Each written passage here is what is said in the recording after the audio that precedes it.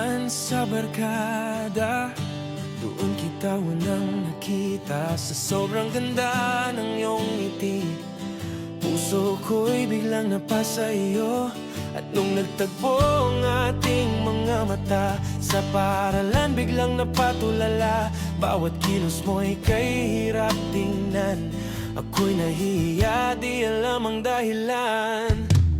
Oh, nahihiya sa'yo, puso ko'y tumitibok para lang sa'yo. Ngunit paano ba sasabihin ito? Ang damdamin ko'y para sa'yo.